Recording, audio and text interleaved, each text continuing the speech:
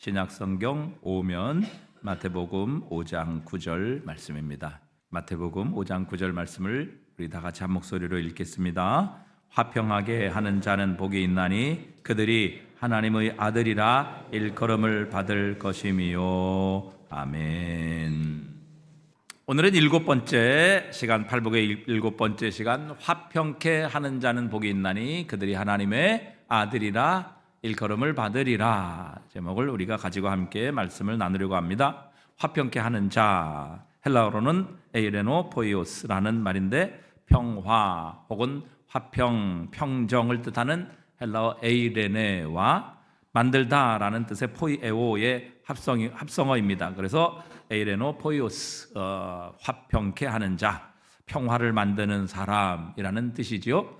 그래서 영어 성경은 이것을 peacemaker, 평화를 만드는 사람이라 이렇게 번역을 했습니다. 옛날에 제가 어릴 때 이런 찬송이 있었습니다. 세상은 평화 원하지만 전쟁의 소문 더 늘어간다. 이 모든 인간 고통 두려움뿐 그 지겨움 끝없네. 그러나 주, 여러분 찬송 들어보신 적 있어요? 아니에요? 다른 교회를 다녔는가요? 이게 굉장히 이런 찬송 못 들어보셨어요? 들어보셨어요? 네, 아주 오래된 찬송인데 그런 찬송이 있었다고요. 세상은 평화 원하지만 전쟁의 소문도 늘어간다. 이 모든 인간 고통 두려움뿐 그 지겨움 끝없네. 그러나 주 여기 계시네. 이런 찬양이었습니다. 이 찬양의 가사처럼 세상은 모두 평화를 원합니다. 그러나 우리가 찾는 평화를 찾기란 정말 쉽지 않습니다. 우리 가정에서도 평화를 찾고 또 교회에서도 또 도시에서도 나라에서도 또 나라와 나라들 간에 오늘도 전쟁의 소식, 갈등의 소식, 분열과 다툼의 소식은 끊임없이 들려옵니다. 왜 모든 사람은 평화를 찾고 구하는데 이 평화를 세상에서 찾아볼 수 없을까 하는 것이죠. 우리의 가정에서 가장 필요한 게 무엇일까요? 돈일까요? 잘 사는 것일까요? 아니면 넓은 집일까요? 잠언 17장 1절에 보니까 이렇게 말씀하십니다. 마른 떡 한 조각만 있고도 뭐 하는 것이 화목하는 것이 제육이 집에 가득하고 한우 A+, 2+ 이런 것으로 가득 냉장고에 쌓아놓고도 다투면 아무런 의미가 없다. 그러나 가난해서 정말 떡 한 조각만 있을지라도 정말 화목하게 되면 부부 간에 또 부모와 자녀 간에 형제 간에 화목하게 되면 그것이 훨씬 더 낫다, 좋은 것이다 이렇게 말씀하고 계십니다. 하지만 가정에서도 평화가 없습니다. 평화가 점점 깨어지고 또 그것으로 인해 가정이 깨어지는 가정이 날로 증가합니다. 또 가정에서도 부부간에 살아가지만 마지못해 살아가는 가정들도 너무 많이 있습니다. 여러분, 교회에서 정말 필요한 것이 무엇일까요? 부산에 있는 한 대형 교회에서 목사님이 성도들에게 설문을 조사했다고 합니다. 마태복음 5장의 8복 중에서 가장 받기를 원하는 복, 또 누리기를 원하는 복이 있다면 어떤 것입니까? 이렇게 질문을 했는데 이 질문에 성도의 90%가 7번째 화평케 하는 복이라 이렇게 대답을 했다고 합니다. 여러분 생각해 보세요. 교회 왔는데 매일 싸웁니다. 다툽니다. 미워합니다. 시기합니다. 나누어집니다. 여러분, 누가 교회를 오고 싶어 하겠습니까? 교회를 찾아온 사람이 그 모습을 보고 은혜를 받겠습니까? 과연 그 교회를 통해서 정말 교회의 머리 되신 예수 그리스도를 만날 수 있겠느냐 하는 것입니다. 그래서 교회에서 받고 싶은 첫 번째 복이 바로 화평케 하는 자의 복이라 이렇게 대답을 하셨던 겁니다. 나라에도 필요한 것이 무엇일까요? 경제적인 부강, 또 군사력인 강력한 군사력 필요하지요. 그러나 나라 안에 평화가 없다면 어떻게 되겠습니까? 여러분, 우리나라도 참 지금 심각한 상태에 있습니다. 국민이 뽑은 대통령 이제 탄핵이 되었고 이제 2달 안에 또 새로운 대통령을 뽑아야 되는 이런 일이 일어나게 되었고 지금 여야 간에는 아주 극단적인 싸움과 다툼이 있습니다. 지역 간에도 여러분 평화가 없습니다. 노사 간에도 평화가 없습니다. 여러분 한국교회도 평화가 없습니다. 교단도 4분 오열되어 있고 또 교단 안에서도 싸움이 그치지 않습니다. 여러분 이런 세상에 정말 우리에게 필요한 것이 무엇일까 하는 것입니다. 많은 사람들은 좀 더 잘 살고 좀 더 좋은 환경에서 사는 것 이런 것을 추구하고 원하지만 그 모든 것이 있어도 여러분 우리가 이 화평을 잃어버리면 평안을 잃어버리게 되면 다른 모든 것들은 의미가 없습니다. 여러분 지금 중동에도 여전히 총과 폭탄으로 인하여 사람의 생명을 추격하는 전쟁이 지금도 이 시간에도 벌어지고 있습니다. 러시아와 우크라이나 평화가 없습니다. 우리 남북 간에도 평화가 없습니다. 저 북한에는 끊임없이 핵무기를 통해서 위협하고 또 자신의 정권을 지키려고 하고 있고 또 대한민국은 다른 여러 나라의 힘을 빌려서라도 이 모든 위기에서 지금 우리 자신을 안전히 지키기 위해 노력하고 있습니다. 우리는 지금 전쟁이 끝난 상태가 아니라 휴전, 잠시 전쟁을 멈추고 있는 상태입니다. 우리 남과 북의 평화가 없습니다. 아프리카의 평화가 없고 우리나라와 일본 간에도 그 과거의 해묵은 상처로 인하여 평화를 잃어버렸습니다. 세계 평화가 없습니다. 트럼프 대통령은 관세를 통해 세계 무역 전쟁을 선포했습니다. 나라들마다 난리입니다. 전쟁 중입니다. 여러분 그래서 예수님께서는 이 화평을 만드는 일이 얼마나 중요한지를 말씀하셨습니다. 화평을 만드는 사람이 하나님의 자녀다. 예수님을 닮은 사람이다. 바로 그 사람이 구원받은 사람이다. 하나님의 아들이라 이렇게 말씀을 하셨습니다. 사실 화평이 없는 곳에 화평을 만드는 일을 하시는 일이 하나님의 일이고 하나님께서는 그 일을 위해 이 땅에 하나님의 가장 사랑하는 독생자를 보내셨고 그 독생자를 십자가에 못 박기까지 하셨습니다. 그래서 예수님의 가르침을 따라 평생을 살려고 했던 성 프란시스는 주여 나를 무슨 도구로? 평화의 도구로 써 주소서. 그렇게 하나님께 기도했던 것입니다. 여러분 왜 도대체 세상은 이렇게 되었을까요? 그렇게 추구하고 그렇게 찾고 그렇게 누리기를 원하는 화평을 잃어버렸을까요? 사람들은 화평을 만들기 위해 오늘도 노력합니다. 회의를 하지요. 연합체를 만듭니다. 그래서 갈등과 싸움, 전쟁을 중재하려고 합니다. 유엔도 생긴 이유는 나라들 간의 모든 갈등과 싸움, 전쟁 이런 것들을 조정하려고 유엔이라는 연합체를 만들었습니다.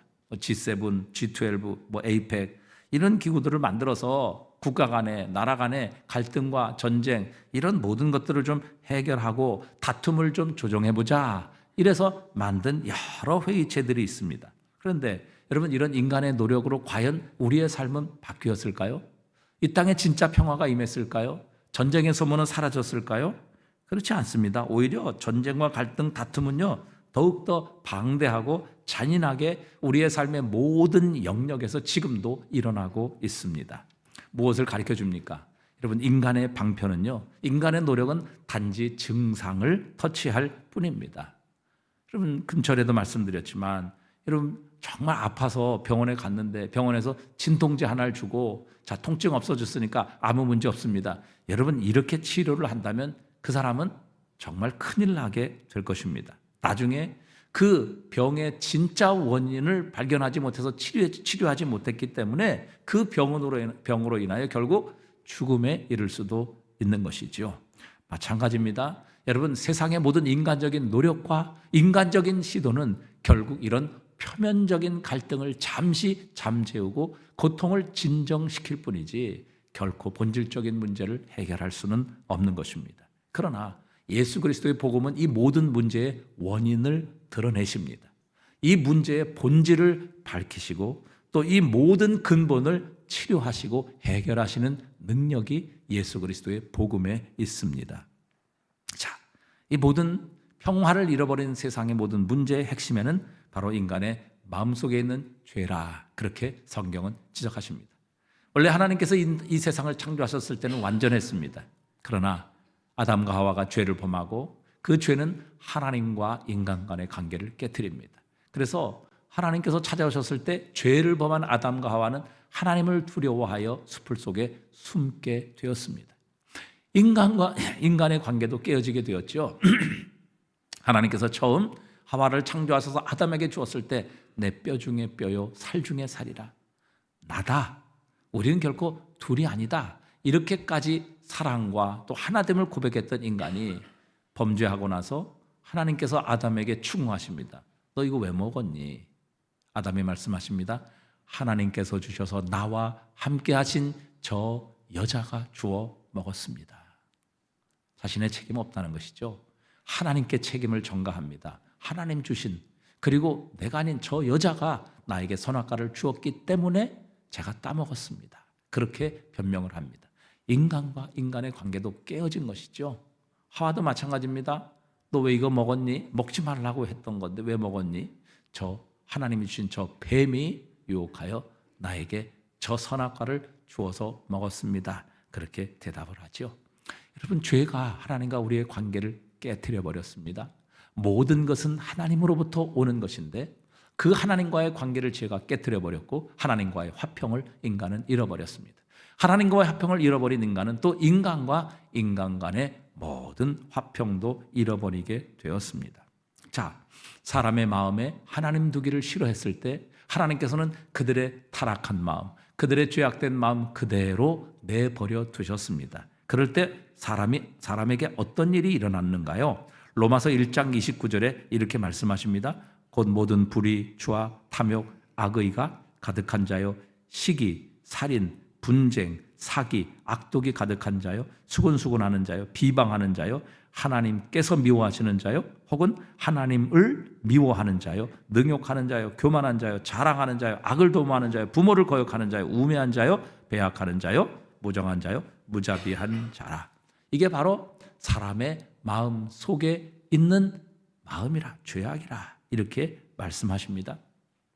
갈라디아서 5장에서 사도 바울은 육체의 일이 무엇인가? 우리에는 영적인 일과 육적인 일이 있는데 육적인 일, 육신을 가진 사람들이 하는 일이 무엇인가? 5장 19절에 보니까 육체의 일은 분명하니 곧 음행과 더러운 것과 호색과 또 우상 숭배와 주술과 그 다음에 보십시오. 원수 맺는 것, 분쟁, 시기, 분냄, 당짓는 것, 분열. 여러분, 이 모든 것이 사람의 마음의 죄악으로부터 타락한 마음 속에 있는 것이라 이렇게 말씀하십니다. 그래서 투기와 술 취함과 방탕함과 또 그와 같은 것들이라 전에 너에게 경계한 것 같이 경계하노니 이런 일을 하는 자들은 하나님의 나라를 유업으로 받지 못할 것이요. 이런 마음을 가지고 있는 자들 천국 못 간다. 지옥으로 떨어진다. 그렇게 하나님은 경고하시는 것이죠.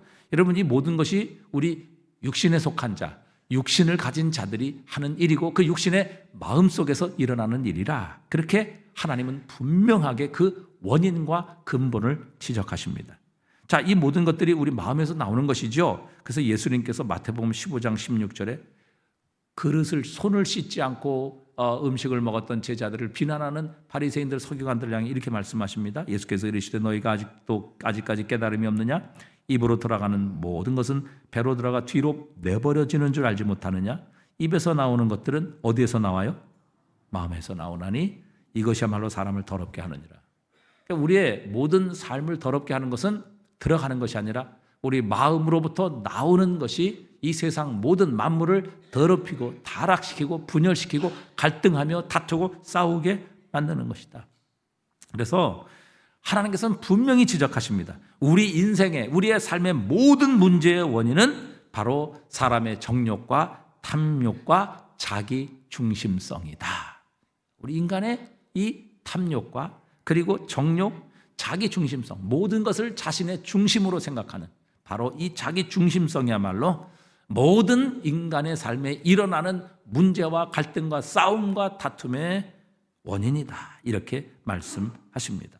모든 개인이든 어떤 사회 속의 단체이든 국가이든 모든 우리에게 삶에서 일어나는 모든 갈등과 불화, 나누어짐, 싸움, 전쟁 모든 것이 바로 인간의 탐욕과 정욕과 자기 중심성에서 나오는 것이라 말씀하십니다. 이런데 여러분 아무리 유엔이 있고 아무리 국제연맹이 있은들 여러분 거기에서 우리의 마음속에서 나오는 이 더러운 것들, 이 죄악들, 이 악한 것들 이 분열과 이 탐심, 또 투기, 이 음란, 이런 모든 죄악들을 과연 유엔 회의를 통해서 이게 해결이 될 수 있겠느냐 하는 것입니다.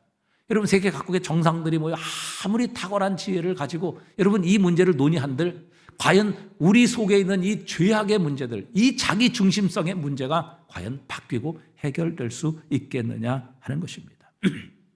그래서 여러분, 우리가 이 세상을 바꾸기 위해 전도해야 하는 이유가 여기에 있는 것입니다. 세상의 어떤 교육, 또 세상의 어떤 회의, 세상의 어떤 경제적인 문제를 가지고도 인간의 본질적인 문제인 우리의 마음의 문제, 이 타락한 마음으로부터 나오는 이 모든 더러운 것들을 해결할 수 있는 방법이 없다는 것입니다. 유일한 한 가지, 예수 믿고 거듭나는 것입니다. 새 마음을 갖는 것이죠.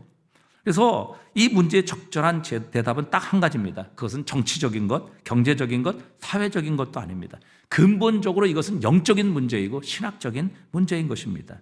성경에 의하면 문제는 사람들의 마음 속에 있고 사람들의 마음이 변화되기까지는 혹시 약간 표면은 변화될 수 있을지 몰라도 그 진통, 통증은 가라앉을 수 있을지 몰라도 그 통증을 일으키는 원인은 결코 해결할 수 없다. 그래서 예수님께서 지적하신 대로 그 무덤의 겉은 회를 칠해서 하얗고 깨끗해 보이지만 그 속에는 더러운 시체, 구더기가 냄새가 나고 썩어가는 그 시체가 있는 바로 그 모습이 우리 하나님 없는 인간의 모습임을 가르쳐주고 계십니다.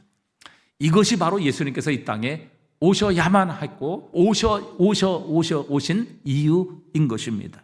예수 그리스도를 믿는 자에게는 하나님께서 우리의 죄를 씻으십니다. 우리의 죄를 용서하십니다. 우리를 새로운 존재가 되게 하십니다. 우리의 마음을 변화시켜 주십니다. 우리를 다시 태어나게 하셔서 우리 안에 새로운 존재, 새로운 피조물이 되게 하십니다. 그래서 이전 것은 지나가게 하시고 우리의 삶이 새로운 존재로, 새로운 피조물로 우리를 만들어주시는 역사가 그리스도 예수 안에서 일어나게 하십니다. 그래서 예수 그리스도를 믿는 자에게는 신의 성품, 즉 하나님의 성품에 참여할 수 있는 이 놀라운 변화를 우리 가운데 허락하십니다. 여러분, 이것은 우리의 노력으로 되는 것 아닙니다. 열심으로, 또 회의를 통해서, 교육을 통해서 여러분, 우리의 이 타락한 마음, 죄악된 마음이 새로워지고 변화되고 다시 태어나고 거듭나는 일이 일어날 수는 없다는 사실입니다. 오직 예수 그리스도를 믿을 때 하나님께서 그분의 성령으로 우리의 마음을 새롭게 하십니다. 우리 안에 새 영을 창조하십니다. 우리에게 새 마음을 부어주십니다. 우리에게 하나님의 성품을 창조하시고 그 하나님의 성품에 참여할 수 있는 은혜와 능력을 우리에게 주십니다. 그리고 예수 그리스도께서 하시는 이 놀라운 새 창조의 사역 역사를 통해서 우리는 하나님과 우리의 관계를 회복할 수 있게 하시는 겁니다. 바로 예수님께서 이 땅에 오셔서 가장 핵심적인 사역이 바로 이 화평의 사역입니다. 십자가로 말미암아 하나님과 우리 사이의 화평을 이루셨고 또 십자가로 말미암아 인간의 인간 사이의 화평을 이루어 주셨습니다. 자, 에베소서 2장 14절에서 그것을 구체적으로 설명하고 있습니다. 그는 우리의 무엇인지라 화평이신지라 둘로 하나를 만드사 원수된 것 곧 중간에 막힌 담을 자기 육체로 하시고 법조문으로 된 계명의 율법을 폐하셨으니 이는 이 둘로 자기 안에서 한 세 사람을 지어 화평하게 하시고 또 십자가로 이 둘을 한 몸으로 하나님과 화목하게 하려 하심이라 원수된 것을 십자가로 소멸하시고 또 오셔서 먼 데 있는 너에게 평안을 전하시고 가까운 데 있는 자들에게 평안을 전하셨으니 이는 그로 말미암아 우리 둘이 한 성령 안에서 아버지께 나아감을 얻게 하려 하심이니라. 예수님께서 오셔서 하신 사역을 분명하게 한 가지 단어로 묘사하고 있습니다. 그것은 바로 화평하게 하셨다라고 말씀하시죠. 그래서 그는 우리의 화평이신지라 둘로 하나를 만드사 원수된 것 중간에 막힌 담을 자기 육체로 하시고 십자가로 둘로 한 몸으로 하나님과 화목하게 하려 하십니다. 그래서 사실 예수 그리스도께서 십자가에 죽으시기 전에 우리는 하나님과 화평할 수 없었습니다. 우리의 죄로 인하여 우리가 잠시 동물의 제사로 인하여 하나님 앞에 나갈 수 있었지만 그러나 하나님을 배울 수 있는 그런 거룩함을 우리는 가질 수 없었습니다. 그러나 예수 그리스도께서 십자가에 죽으심으로 자신의 몸을 찢으심으로 우리와 하나님 사이에 막혀있던 담을 헐어주셨습니다. 그래서 예수님께서 십자가에 죽으실 때 성전의 휘장, 즉 하나님이 계시는 지성소와 인간이 들어갈 수 있는 성소 사이를 가로막고 있던 바로 그 성소의 휘장이 위로부터 아래로 찢어지게 된 것입니다. 여러분, 성소의 휘장의 두께는 손바닥만 합니다. 천이 이렇게 이 정도 두껍다는 것이죠. 이것은 이제 서로 이렇게 교체해서 실로 짠 것이기 때문에 여러분, 무엇으로도 그 두꺼운 성소의 휘장은 찢어지지 않습니다. 그런데 예수께서 십자가에 죽으실 때에 그 예수 그리스도의 죽으심과 동시에 성소의 휘장이 찢어져 하나님께로, 하나님 계신 자리로, 하나님의 보좌 앞으로 나갈 수 있는 길이 열리게 하신 것입니다. 그 성소의 바로 그 겉은 휘장은 예수 그리스도의 몸을 가리키는 것이죠. 그 몸이 찢겨지심으로 하나님과 우리 사이에 막혔던 모든 담을 허시고 우리로 하여금 하나님께로 직접 나갈 수 있는 이 새롭고 산 길을 우리에게 열어주신 것입니다. 그것뿐이 아니죠. 자, 우리 방금 읽었던 에베소서 2장 17절을 한번 보시면, 자, 16절에 보니까 또 십자가로 우리 둘로 한 몸과 하나님과 화목하게 하려 하심이라 원수된 것을 십자가로 소멸하시고, 또 오셔서 17절에 보니까 오셔서 먼데 있는 너희에게 평안을 전하시고. 자, 먼데 있는 너희는 누구를 가리킨 것일까요? 네? 먼데 있는 너희 누구라고요? 그렇습니다. 이방인을 가리키는 거예요. 왜? 유대인의 입장에서 볼 때 이방인은 하나님과 멀리 있는 사람이에요. 그리고 하나님의 약속과 언약과 성전에서 멀리 있었던 사람이에요. 그런데 멀리 있는 너희에게 평안을 전하셨다. 자, 그럼 가까운 데 있는 자들은 누구예요? 유대인들이죠. 왜? 하나님의 약속을 받은 사람들이고 아브라함의 후손들이고 그 유대인들을 통해서 예수 그리스도께서 탄생하셨기 때문입니다. 자, 먼 데 있는 너에게 평안을 전하시고 가까이 데 있는 자들에게 평안을 전하셨으니 그는 이로 말미암아 우리 둘이 한 성령 안에서 아버지께 나아감을 얻게 하려 하심이라, 이렇게 말씀하십니다. 그러니까 자, 하나님과 예수 그리스도의 십자가로 하나님과 우리 사이를 이제 갈로 막아놓았던 그 휘장을 찢어버리셨고, 자, 유대인들에게 있어서 이방인은 결코 하나가 될 수 없는 사이입니다. 완전히 원수입니다. 이 유대인이 이방인과 하나가 된다 그러면 자신은 차라리 그냥 목숨을 잃고 세상을 아주 떠나는 게 훨씬 더 낫지, 유대인들이 이방인과 하나가 된다는 것은 유대인들에게서는 상상할 수 없는 일입니다. 그래서 유대인들은 이방인을 지옥의 땔감으로 하나님 창조하셨다, 그렇게 멸시하는 대상이 바로 이방인들입니다. 그런데 하나님께서 십자가로 말미암아 이 둘을 하나로 만드셨다. 여러분, 이것보다 더 유대인과 이방인에 있어서 놀라운 기적은 있을 수 없다는 사실입니다. 어떻게 이런 일이 일어나는가? 자, 유대인도 하나님께서 거듭나게 하셔서 새 사람 되게 하십니다. 이방인들도 예수 그리스도의 십자가로 거듭나게 하셔서 새 사람이 되게 하십니다. 그래서 이 둘을 하나로 만드셔서 이 하나된 이방인과 그리스도인을 하나, 새로운 한 몸이 되게 하셔서 이들로 하여금 하나님 앞에 나갈 수 있는 이 놀라운 길을 예수 그리스도 안에서 예수 그리스도께서 열어주셨다는 것입니다. 그래서 결코 하나가 될 수 없는 이방인과 유대인을 예수 그리스도 안에서 새 사람을 지어, 유대인도 새 사람 만드시고 이방인도 새 사람 만드셔서 이들을 한 새 사람을 만드셔서 하나님 아버지와 화목하게 하시는 사역이 예수 그리스도의 십자가 안에서 일어나게 하셨다, 이렇게 말씀하고 계시는 겁니다. 그렇기 때문에 여러분, 이것이 바로 예수 그리스도의 십자가를 통해서 우리 안에 일어난 일입니다. 이것이 예수님께서 이 땅에 오신 가장 중요한 목적이었고, 이 목적을 이루시기 위해 예수님은 십자가까지 기꺼이 짊어지시고 죽으신 것입니다.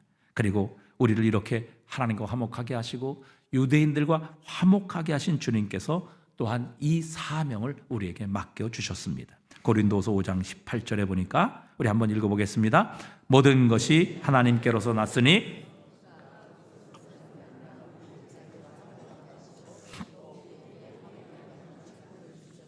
네, 또 우리에게 무슨 직분을 주셨어요? 화목하게 하는 직분을 주셨다. 예수님께서 오셔서 시작하신 이 화목의 사역, 하나님과 우리 죄인 사이를 화목해 하시고 또 하나가 될 수 없는 이방인과 유대인을 하나로 화목하게 하신 이 화목의 사역을 중단하지 말고 계속 이어가기를 부탁하셨고, 우리가 그 사명을 받았습니다. 십자가로 하나님과의 진정한 평화, 유대인과 이방인 간의 평화를 이루신 주님께서는 죽음을 두려워하는 그 부활의 놀라운 능력을 아직까지 알지 못했던 제자들을 찾아오셔서 그들에게 불안에 떨고 두려워하는 그들에게 가장 먼저 선포하신 말씀이 너희에게 무엇이 있을지어다? 평강이 있을지어다. 이 평강이 오늘 본문에서 말하는 화평케 하는 자, 화평 에이레네라는 단어입니다.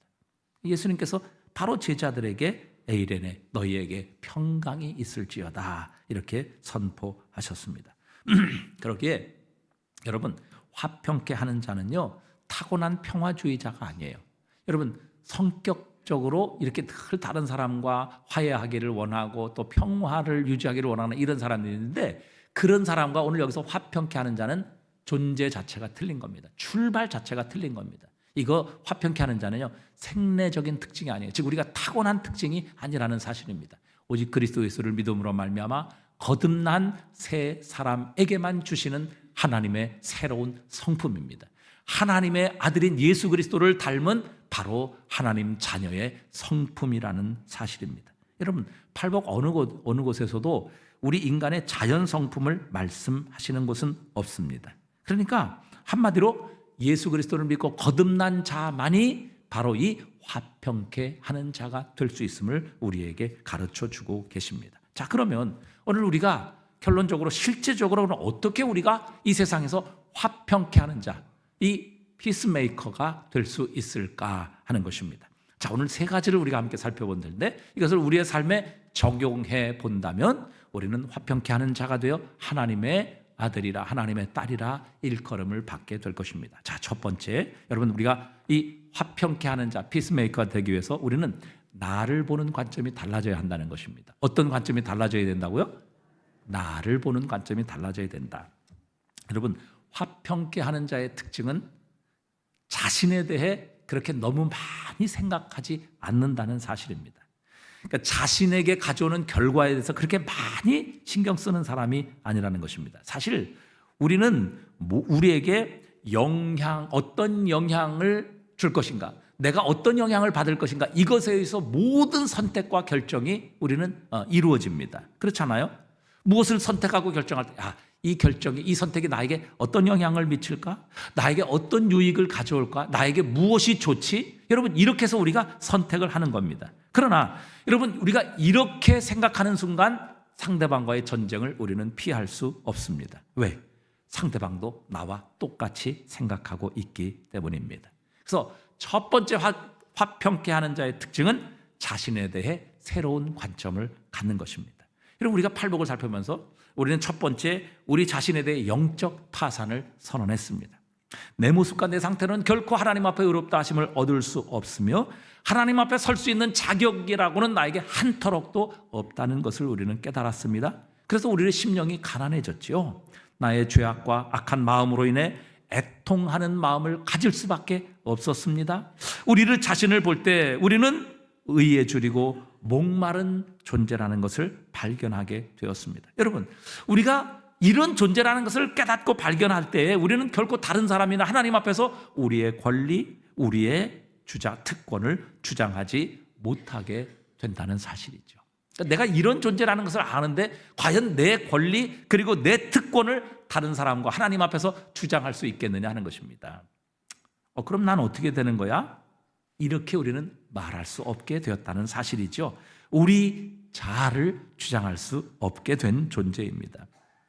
사람은 화평하는 사람이 될 수 있기에 앞서 먼저 자아와 자기 이익과 자기 관심으로부터 벗어날 때만 우리는 피스메이커, 화평을 만드는 자가 될 수 있는 것입니다.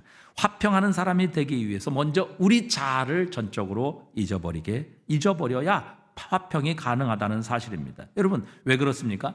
싸우고 다투는 것은 모두 다 자기 중심적이기 때문에 그래요. 자기 자신의 이익에 관심이 있기 때문에 그래요. 자기 자신의 유익을 포기하지 못하기 때문에 여러분 싸우고 다투고 화평을 잃어버리는 것입니다. 그러나 이 모든 것 우리가 내려놓는다면 내 자신에 대해 나는 이런 것을 주장할 수 있는 권리나 특권을 가지지 못할 자라는 이 사실을 확신하게 되면 우리는 다른 사람에 대해서 내 중심성, 내 유익, 내 이익을 주장하거나 그들에게 그것을 요구하지 않을 수 있다는 사실입니다. 그래서 우리가 잘 아는 갈라디아서 2장 20절은 뭐라고 말씀하십니까? 내가 그리스도와 함께 십자가에 못 박혔나니 그런즉 이제 내가 사는 것이 아니요 오직 내 안에 그리스도께서 사시는 것이라. 이제 내가 육체 가운데 사는 것은 나를 사랑하사 나를 위하여 자기 자신을 버리신 하나님의 아들을 믿는 믿음 안에서 사는 것이라. 이제 내 안에 내가 사는 것이 아니다. 즉 내 옛사람은 죽었다. 그리고 내 안에 사시는 분은 예수 그리스도다. 여러분, 내가 죽었는데 뭘 주장을 하겠습니까? 내가 이미 죽었는데 뭐 나의 유익을 구하겠어요? 내가 이미 죽었는데 뭘 내 중심적으로 생각을 하겠느냐는 것입니다. 이게 그리스도인의 모습이라는 것이죠. 그래서 나에 대해 새로운 관점을 갖게 될 때 우리는 이 피스메이커, 화평케 하는 자가 될 수 있다는 사실이죠. 그래서 갈라디아서 5장 24절에도 보면 그리스도 예수의 사람은 육체와 함께 그 정욕과 탐심을 어디에 못 박았어요? 이 말은 뭐예요? 나의 옛사람은 죽었다. 나의 옛사람은 내 정욕과 탐심은 이미 예수 그리스도와 함께 십자가에 못 박혀 죽었다. 그것을 선언하는 사람들입니다. 그래서 주님께서 아주 의미심장한 말씀을 하셨어요. 요한복음 12장 25절입니다. 한번 같이 읽어볼까요? 자기의 생명을 사랑하는 자는 잃어버릴 것이요 이 세상에서 자기의 생명을 미워하는 자는 영생하도록 보존하리라.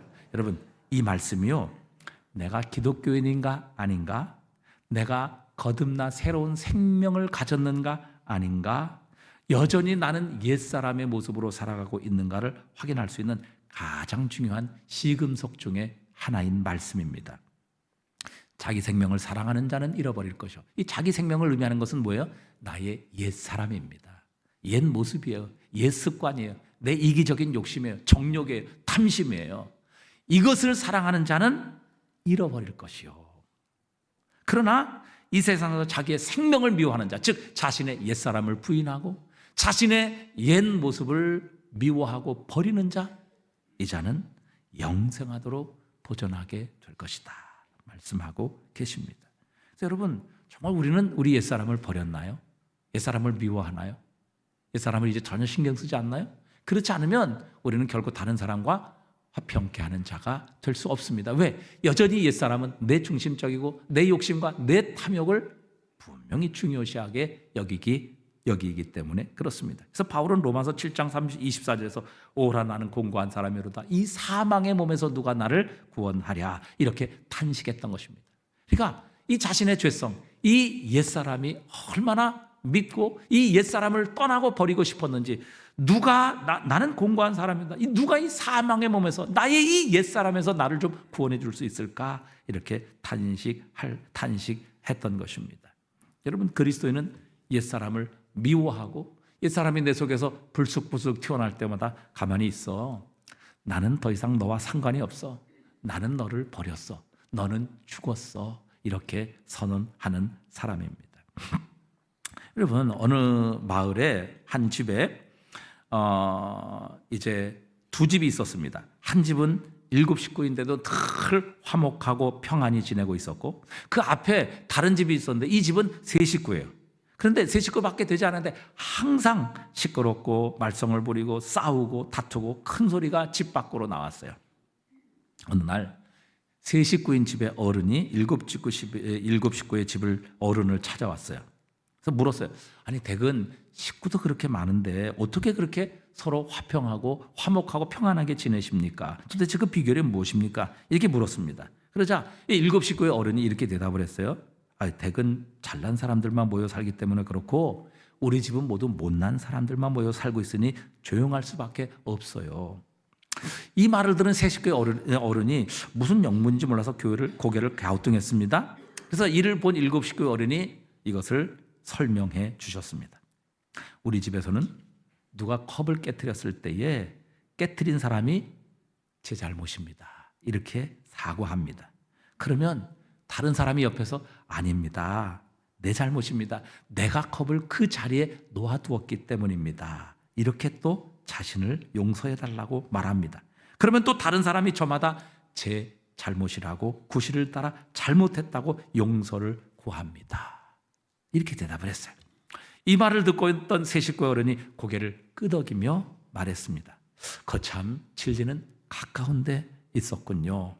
우리 집은 정반대였습니다. 무슨 일이 생길 때마다 저마다 제 잘못은 없고 날마다 너 때문이라고 내 탓이라고 늘 상대방만 탓했습니다. 넌 왜 조심성이 없냐고, 넌 왜 그릇을 거기다 두었느냐고, 왜 넌 나만 야단치느냐고, 이렇게 서로 소리를 질렀습니다. 그러기에 우리의 집안에는 3명이 살면서도 화평이 없었습니다. 이렇게 대답하며 정말 좋은 교훈을 얻었다고 말하고 돌아가게 되었습니다. 여러분, 모든 가정과 교회와 공동체, 이런 어려움들이 생겼을 때 그게 바로 저 때문입니다. 제가 부족해서 그렇습니다.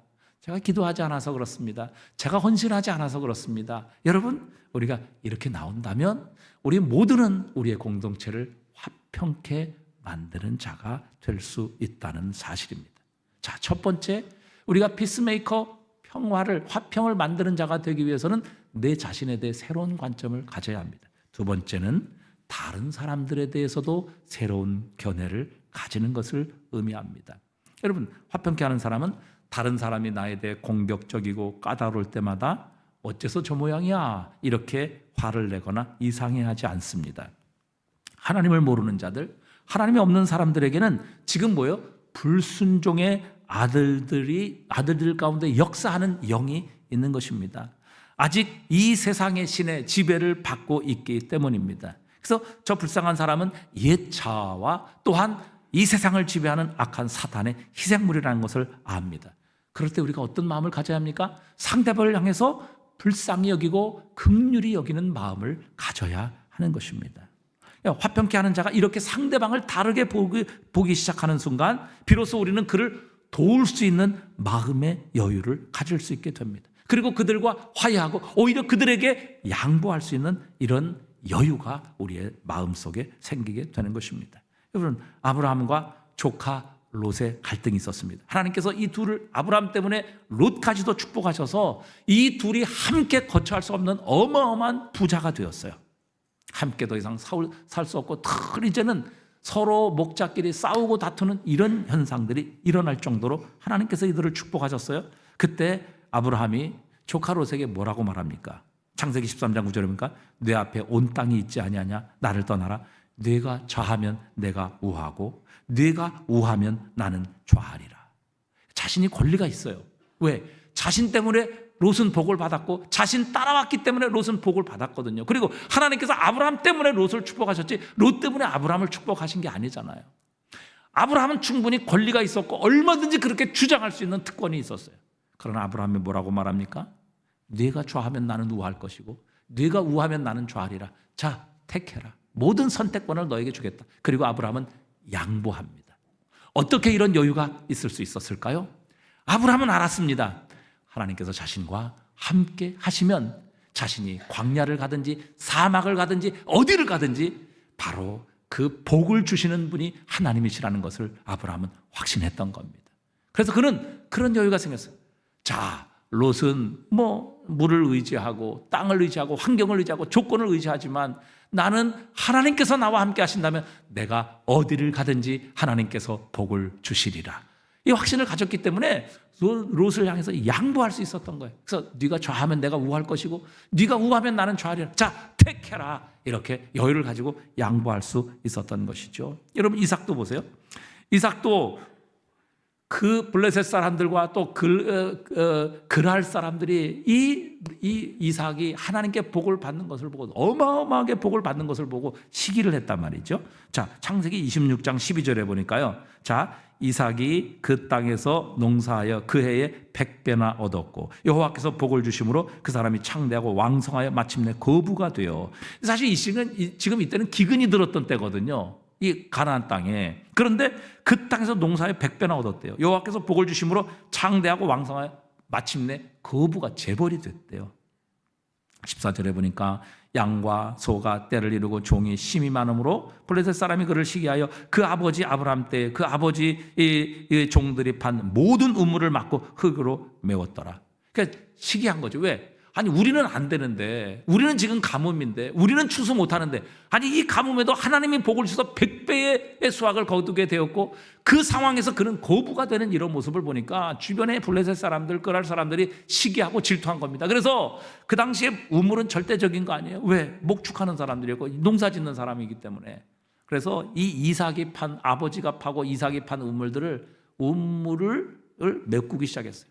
그랬더니 이 이삭이 싸웁니까? 그러지 않아요. 놔두고 물러나요. 양보한단 말이죠. 그래서 또 우물을 파요. 근데 거기서 또 물이 콸콸 쏟아지는 거예요. 그거 보고 또 시기가 나서 또 따라와서 우물을 또 메꾸는 거예요. 근데 이삭이 싸우지 않아요. 그래? 그러면 또 우리는 뭐 떠나지. 이러고 계속해서 양보했어요. 26장 22절에 보니까 이렇게 말씀하시죠. 이삭이 거기서 옮겨 또 다른 우물을 팠더니 그들이 다투지 아니하였으므로 그 이름을 르호봇이라. 이 르호봇은 넓다라는 말이거든요. 그러니까 다 양보했어요. 다 줬다고요. 팔 때마다 우물이 콸콸 나와서 정말 자신의 그 가축들과 농사가 풍성하게 100배 수확을 거두게 하셨는데 와서 시기에서 그 우물 다 메꿨다고요. 그러면 또 뒤로 물러갔어요. 싸우지 않았어요. 양보했다고요. 또 물러가면 또 봐서 또 우물 파면 또 우물이 나오게 하시는 거예요. 그래서 또 메꿔요. 결국 이제 양보하고 가다가 나중에 마지막에 가서 또 우물을 팠는데 거기는 이전에 팠던 우물과 그 장소와는 비교할 수 없는 넓고 기름진 땅이었어요. 그래서 그곳을 르호봇이라. 그러니까 하나님께서 복을 주시면 자신은 어디를 가든지 어느 곳을 파든지 우물이 나오게 하신다는 확신이 있었던 거예요. 그래서 하나님이 없는 사람들에게 이삭은 싸우지 않고 양보할 수 있었던 것입니다. 여러분 생각해 보세요. 정말 우리가 우리 자신에게 새로운 관점을 가질 뿐만 아니라 상대방에 대해 하나님이 없는 사람들에 대해 새로운 관점을 갖게 되면 우리는 여유를 가질 수 있어요. 자신감을 가질 수 있고 그들을 향해 양보하고 또 우리가 그 모든 것들을 우리가 내려놓을 수 있어요. 왜? 복을 주시는 분은 하나님이시죠. 그 하나님이 우리와 함께 하실 때 여러분 우리는 어디를 가든지 복을 받게 하시는 겁니다. 마지막 세 번째, 여러분 화평케 한 자가 바로 내 자신에 대해서 그리고 상대방에 대해서 새로운 관점을 가질 뿐만 아니라 여러분 화평케 하는 자가 가져야 될 가장 중요한 관심은 뭐예요? 하나님의 영광이에요. 무엇이라고요? 하나님의 영광에 대한 관심을 가져야 된다는 거예요. 여러분 예수 그리스도는요 단 하나의 관심을 가지셨어요. 바로 하나님의 영광이에요. 하나님의 영광을 위해서라면 예수님은 자신의 생명도 십자가에 내어 놓으셨어요. 그분을 통해 하나님의 영광과 뜻은 우리와 세상에 이루어졌고 예수님께서도 지극히 높임을 받으셔서 하늘과 땅의 모든 것을 가질 수 있게 하셨습니다. 여러분 화평하는 자는 우리의 자신에게 관심이 아니라 우리의 삶을 들여 하나님의 영광을 나타내는 일에 관심을 갖는 사람입니다. 화평케 하는 자는 자신을 낮출 준비가 되어 있고 하나님의 영광을 위해서라면 어떤 일이라도 당할 준비가 되어 있습니다. 이것을 너무 원하기에 이 일을 위해서라면 고난 당할 준비도 되어 있습니다. 그래서 사도들은 그리스도 예수의 이름으로 능력을 받는 일에 합당한 자로 여김을 받는 것을 오히려 기뻐했다. 왜? 그 고난을 통해서 하나님께 영광을 돌릴 수 있다면 고난도 그들은 기쁨으로 받아들일 수 있었던 것이죠. 여러분 전도도 마찬가지 아닙니까? 하나님의 영광을 위해서 전도하는 거죠. 하나님과 그 사람을 화평케 하는 이 일을 위해서 우리가 생명을 살리고 전도를 하는 것입니다. 화평케 하는 자는 자신과 자신의 이익과 자기 관심과 결별하며 중요한 것은 하나님의 영광이며 모든 사람들에게 그 하나님의 영광을 나타내는 것을 우리의 삶의 최우선 순위로 두는 것입니다. 이렇게 하나님의 영광을 위해 기꺼이 자신을 희생하고 자신을 낮출 때에 우리는 화평하는 자가 될 수 있고 예수님을 닮은 하나님의 아들, 딸이 될 수 있는 것입니다. 자, 화평케 하는 자는 하나님의 아들이라 일컬음을 받게 될 것이라 말씀하십니다. 즉 화평케 하는 자는 하나님을 닮은 자다. 즉 하나님의 아들인 예수 그리스도를 닮은 자다. 하나님의 아들이라 일컬음을 받게 될 것이다. 이런 칭찬과 인정을 받게 될 것이다. 그렇게 말씀하십니다. 그래서 이런 화평케 하는 자는 하나님으로부터 난 자입니다. 화평케 한 자는 하나님의 아들, 딸이에요. 화평케 한 자는 예수님을 닮은 자입니다. 그런데 여러분 마귀가 하는 일이 뭡니까? 마귀가 하는 일은 죽이고 멸망시키는 거예요. 파괴시키는 거예요. 하나님께서 하시는 일은 이 세상을 화평케 하는 일인데 마귀가 하는 일은 그 화평케 하는 하나님의 일을 방해하는 거예요. 그래서 뭐예요? 늘 파괴시키고 멸망시키고 싸우고 전쟁 이루고 다툼 일어나게 하는 거. 이게 지금 마귀가 하는 거라고요. 그래서 여러분 우리가 이 세상을 살면서 자꾸 사람들을 이간시키는 것, 뒤에서 부정적인 얘기나 하는 것, 뒷담화하는 것. 그래서 서로 간의 관계를 깨뜨리고 신앙을 파괴시켜서 하나님과의 관계를 깨뜨리는 것은 이건 뭐예요? 하나님의 아들이 아니라 마귀의 아들이라고요. 마귀의 자식이에요. 그래서 우리가 말을 참 조심해야 합니다. 우리가 과연 이 하는 말이 하나님의 자녀로서 하는 말인가? 아니면 마귀의 자녀로서 사람들과의 관계를 깨뜨리고 이간시키고 파괴하고 멸망시키는, 그리고 하나님과의 관계, 신앙을 잃어버리게 만들어서 하나님과의 관계마저도 깨뜨리게 만드는 이 일을 내가 하고 있는가? 여러분, 우리는 분명하게 분별하고 구별할 수 있어야 돼요. 여러분, 우리가 이것을 분명히 생각한다면 우리의 언어를 얼마나 조심해야 되겠어요. 다른 사람에 대해서 예를 들어서 김 집사 이렇대, 박 집사 이렇게 했대, 이렇게 여러분 했는데 그 김 집사, 박 집사가 그 말을 뒤로 돌아서 들어보세요. 여러분, 그분하고 관계가 행복하겠어요? 더 가까워지겠어요? 더 사랑하겠어요? 아닙니다. 관계는 완전히 깨어지는 거예요. 미워하는 겁니다. 여러분, 이건 누가 하는 일이에요? 마귀가 하는 일이라고요. 여러분, 하나님께서 하시는 일은 화평케 하시는 일이에요. 이 일을 위해서 하나님은 가장 중요한 그분의 하나밖에 없는 독생자까지 보내셨고, 그 독생자는 그 일을 위해서 십자가에 죽으셨다고요. 그리고 우리가 화평케 하면 그 하나님의 아들, 딸이라 일컬음을 받게 될 것이다. 여러분, 우리가 화평케 하는 이 사역을 통해서 우리가 하나님의 자녀이고 하나님께로부터 나왔으며 우리가 거듭났으며 우리 안에 하나님의 성품이 있다는 것을 뭐예요? 우리의 삶을 통해서 증명하며 사는 것입니다. 그래서 화평케 하는 자는 하나님의 아들이라 일컬음을 받게 되는 것이죠. 여러분, 우리는 하나님의 아들, 딸입니다. 그렇다면 우리가 해야 될 일, 우리의 삶으로 드러나고 나타나고 하나님의 아들, 딸임을 증명하는 일은 무엇인가 하면 화평케 하는 일입니다. 여러분, 우리가 화평케 하는 일로 하나님께 쓰임받는 하나님의 자녀들이 되었으면 좋겠습니다. 절대 분열시키고 갈라놓고 또 사람들의 마음에 상처를 주고 부정적인 말하고 뒤에 가서 뒷담화하고, 그래서 그 얘기가 또 본인에게 들어가서 서로 다투고 싸우는, 여러분, 이런 일은 하나님께서 하시는 일이 아니에요. 하나님의 자녀들에게서 드러나고 나타나는 일이 아니라고요. 이거는 마귀가 하는 일이에요. 마귀는 분열시키고 하나님이 화평케 하시는 이 일을 어떻게든지 깨트려버려서 가정도 깨트리고 부모의 관계, 부부의 관계, 형제의 관계, 교회의 모든 성도들 간의 관계, 하나님과의 관계 깨트리고 망가뜨리고 파괴해서 하나님의 뜻이, 하나님의 이 화평케 하는 역사가 어떻게든지 파괴되고 망가지도록 하는 것이 이 마귀와 사탄의 일이라고요.